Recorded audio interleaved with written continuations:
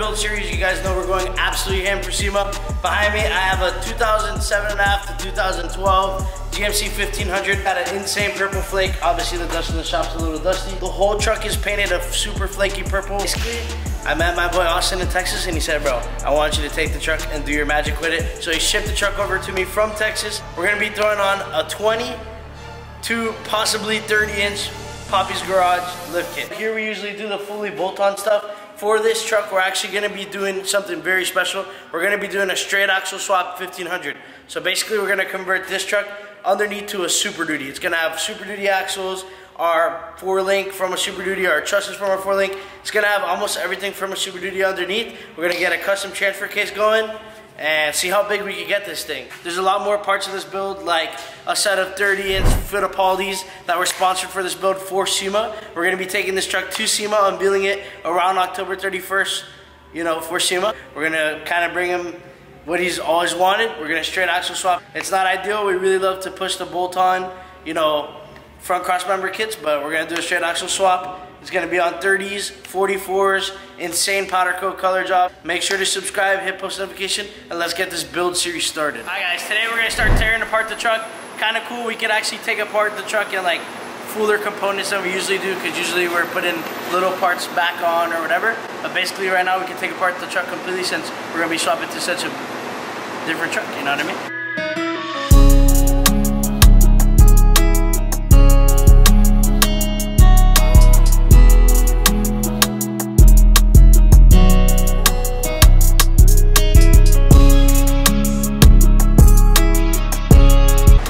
So basically right now we just finished tearing apart the truck.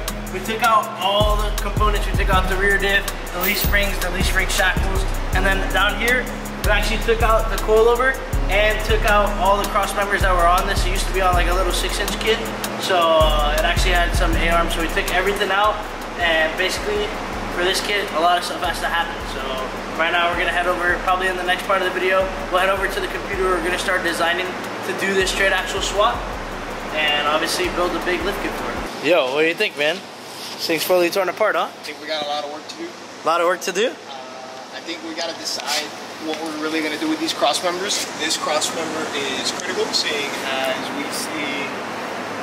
Actually, that's a center. We can get carried away, actually. We can remove this one and probably create our own cross member to house the track bar bracket. Fire. And that cross member could house both the track bar, it could also house the coil buckets. Remember, it's going to be a lot wider. These frame rails are a lot narrower than the other frame rails. I think we got a lot of computer work to do, so I think the best thing we're going to do here is eliminate these coil buckets off rip right away, and I say we get rid of this rear cross member. Whatever strength that's providing, whatever cross member we make will provide that same strength. Obviously, it's going to be beefier and stronger, and seeing as it's going to be one unit with the coil buckets, you know, it should definitely be an even stronger support for the frame rail. Obviously, we got to get rid of this steering rack. We're going to still keep, you know, there's nothing we're going to keep, actually. Yeah? Nothing? No. So we're not going to keep anything from here. We're going to cut these buckets off. We're going to cut these buckets off, cut off that rear cross member, get rid of the steering rack. We're going to get creative with a gearbox solution that I think that could make it work and make it very nice and tucked away so it doesn't look like we rigged that gearbox. And it should be a nice solid axle swap, man. It should be very clean. What about in the rear? We're going to work with a nice 3-piece bracketry? The rear's pretty straightforward, honestly. Frame rails are not much different than anything else. Chevy's kind of always had this same bump stop mount. I mean, by always I use, you know, in the more recent years. If you look at a brand new 24, they still have this same style bump stop. So this is the only bracket that we're probably going to remove back here. Everything else can be a single plate that goes here, L'd and bolted through on here and bolted through on the other side, and then we'll make a cross member to support that, and that should be your coil bucket. Super Duty axles? The axles front and rear. Should be a matching gear set, obviously. That should simplify everything. The best part about using Super Duty axles is that we can use our rear truss that we use on all the big kits. We can use the same front truss that we offer just for like people that buy a high steer or that have any of our big kits or smaller kits. So it's still very modular, you know. We took this on just because we really like the truck, and Austin's a really good friend of ours. We are not big fans of promoting the custom work. We're trying to get away with it, but when it's so unique or so cool, or when it's interesting for whatever reason, this is something that we really like to do, because now we get to grab existing components that we've already designed and then design new components to stack on that, and then that combination comes together, and you can still keep that same ride quality or that look that we're after on every single build that we promote. On designing the kit, Manny's pulling up the frame now so you guys will be able to see what the frame looked like without the kit. Alright guys, so Manny's got the frame pulled up. He's already got the Super Duty axles underneath. Remember I told you we're actually able to already send the axles out to powder because we know they're going to work perfectly with our kit. So here we have the frame to that crew cab short bed.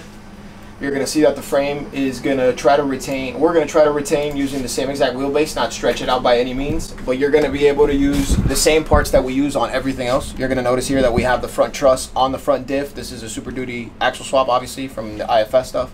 And then in the rear, we're using the same Sterling that comes on these Super Duties with the same truss that we use on our Super Duty lift kits. Concerns that we had with the frame width that we talked about earlier are actually pretty simplistic now because the rear of the frame is pretty consistent in width with what we're used to on the Super Duties. This frame is substantially wider than, I guess, what we thought it would be given that it was a 1500 series truck. If you notice where the coilovers are, here we started already designing like the first plate to the like 3-piece rear bracketry that we're about to make. And you'll see that the coilovers are within like the width at the truss. In theory, technically the frame is a hair wider than we expected it to be. In the front, as far as the coilover coming from the truss and going straight up, we're just gonna taper the coilover and angle it a little bit inward. Daniel from Carbon makes a direct bolt-on mount to use on this bucket, so we're able to keep this bucket. So we'll just decorate the frame by adding frame plates and stuff. And here is our gearbox. We are gonna use a Super Duty gearbox. We get a nice dimension from the pitman arm to the high steer point on the knuckle, so our drag link and track bar geometry should be pretty good, and we could also have a nice ratio between the two. So we originally thought that the frame was narrow, like I said, so we thought we'd maybe have to mount a reverse side gearbox, so a gearbox on the outside of the frame, but instead we're able to mount a gearbox on the inside of the frame. So now we'll start designing the cradle. We did a couple things that we're going to remove. Our cradles always carry a little cross member, so we're going to remove basically this cross member from the frame. You'll see that we kind of just make these parts disappear a little quick, and then we'll make the cradle bolt onto here. We'll use some of these bolt holes maybe as guides, so when we get back from powder we're not struggling, and we'll go from there. All right, man. Fire.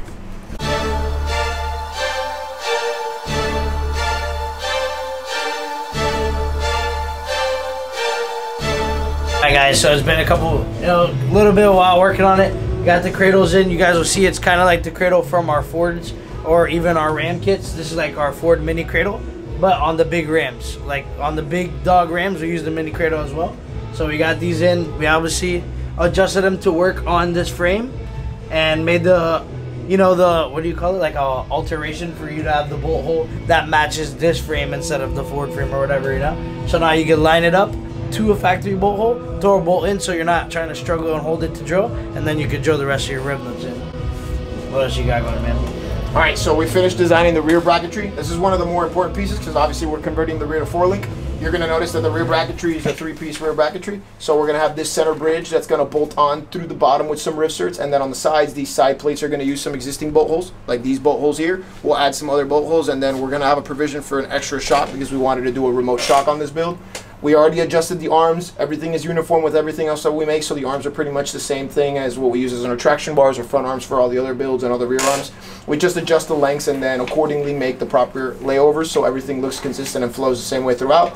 We also adjusted the front arms. These front arms are substantially smaller than what we're used to. That's one of the reasons that we went with this smaller cradle, which is what PJ was talking about. We thought for a second that we'd maybe be able to pull off like a mega cradle, which is what we like to call it, one of those monster cradles. But realistically speaking, given the wheelbase of the truck and how busy it becomes with the solid axle swap and the big bulky rear axle from this truck, a mega cradle would have netted us maybe like 36-inch arms, and that would have looked a little wonky, we believe, given the size of the build. Like this, we can get it pretty much symmetrical and appropriate. Here you'll notice that the front arms and the rear arms are basically the same exact length. Yeah, that's so fire, bro. It looks so killer like that. It literally looks like a big dog Ram kit of ours, It's exactly what it's supposed to be. It's exactly what we're trying to make it.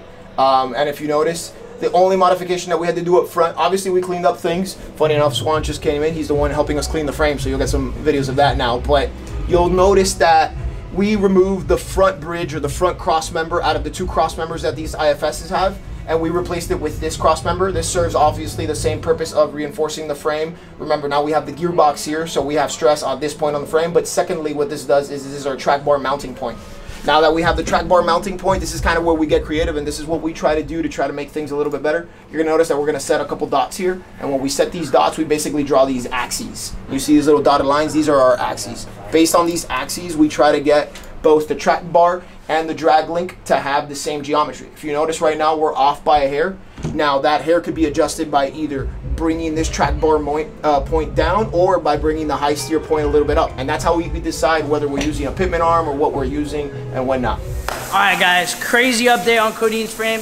Obviously, you guys saw we already used the frame file and designed the whole entire lift. You guys saw we used the cradle. Well, basically over the weekend, we've been basically cutting everything out on the plasma and then basically tacking it all together and welding it. We have to send it to powder. Obviously, we're on an insane crunch to get it done for SEMA. We have about 6 days to get it shipped. But I want to show you guys how everything looks assembled. Something kind of cool right off the bat that we did is we used our Ford mini cradle. So with this mini cradle, basically what we're going to do is achieve a big kit look, but not make it look unproportional. So that is obviously a 1500, and maybe, you know, frame straight axle swaps that you've seen use a mini cradle with long arms. Well, we didn't want to give you something super unproportional. So on this, obviously since it's a custom build, we're able to add a little more detail. We used the little cradles on this one instead of a mega cradle, just so that the arms are super proportionate. Also gonna use our new style cradle, which is kind of cool since it's bare, I can show you. But basically the arms are gonna mount behind the cradle instead of here or in the front. And basically what that's going to do is give it a sleek design with the layover, and you'll just see the arms coming out with the 2-piece heims, which will make it adjustable for really good ride quality. So it's kind of easy to design this kit because it's basically the designing a Ford up, and then the GM down is really easy because we have the frame file. We have our tie rod and track bar. The drag link is going to be something we're going to have to make on the fly once the kit is bolted onto the truck. We already mounted up the cradles and everything, so we know it's going to bolt right up to the factory holes. And the only thing that's going to be missing from you guys seeing right now is something we already sent to powder, is Ford factory axles that we got for this thing from a 2016 steel body. So we will be able to add a big brake kit one day, but obviously it being a 1500, it's not going to need a big brake kit. And then that's already at powder, getting sandblasted, ready to be powdered, as well as truss. You guys haven't seen our Ford truss. It's going to be the same thing as this. So those Ford axles are basically going to look just like these. This is a 2022, obviously, and it's going to have the same front truss and rear truss, but it's just going to be underneath the GMC now. That's the kind of cool part. We already have these things ready to go. So the trusses just went with the axles, and we had to design to work with that, and you know, with the frame files, it's super easy. Next step for this truck, while everything is gone, is going to be to grind everything we don't need off the frame, like the leaf spring perches, and then just kind of smooth everything down, paint it, give it a little coat just to clean it up for SEMA. We're actually working on welding the last piece to send to powder. He's actually welding a cross member. You guys see right here, this is actually how we're going to mount the rear coilovers. This is going to be the outside edges of a 3-piece bracketry to hold coilovers. And what he's making now is a cross member that goes in between to give us a 3-piece fully bolt-on rear coilover conversion bracket, which usually when you see these straight axle swap 1500s, everything's going to be weld on, and you know, we're a really big fan of doing everything fully bolt on. You can take it off one day, that's literally going to go to your factory bump hole. So that was kind of impressive. Obviously you guys saw it designing on the computer, but next step is everything's going to powder. I'm going to pop up the new design. Obviously you guys never saw the render of the new version of this, so now all the color is going to be purple underneath. You guys will see here, it's going to be the purple to match with inner windows, and then we send the wheels to get the back powdered. Obviously huge shout out to Fittipaldi's on the 30s. But yeah, man, huge SEMA update. We're in a crunch. The next video you guys see of this, we'll be putting everything together, which is obviously going to be the sexy part. So make sure to subscribe and follow along for this build. We literally have 6 days to finish, so you guys will see an update very soon.